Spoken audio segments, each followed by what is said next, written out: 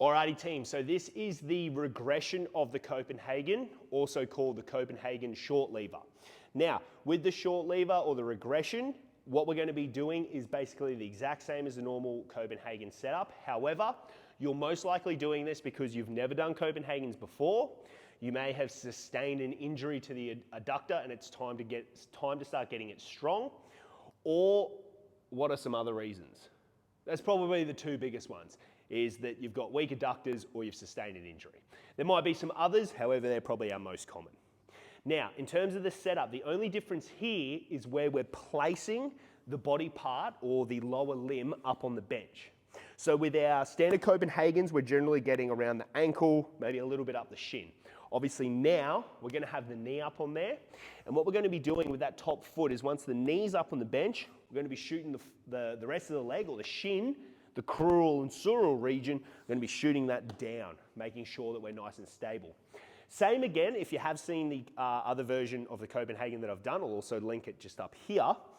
You'll also notice that you can have two options for the bottom leg placement, okay? And I'll run through when we're up there. But in terms of our setup, same as normal Copenhagen. First of all, we want to make sure we've got a nice straight line from knee to shoulder. So that's nice and straight. I don't want those hips shooting down and or back. From here, what I like to do is just set up, make sure I'm nice and straight. I put my top hand up, again, personal preference, you can place it on the hip. From here, I'm then shooting the leg straight through and under the bench. The other option from this position is we can bring the knee up, but that is completely up to you, it's your personal choice, unless the program specifically dictates.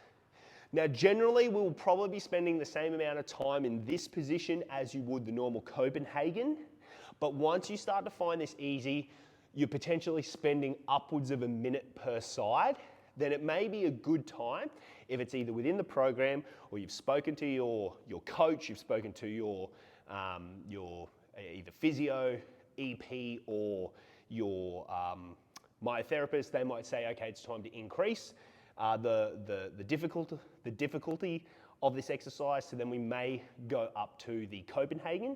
And again, I've already linked that, but it'll also be in the show notes if you want to see our next progression of that Copenhagen.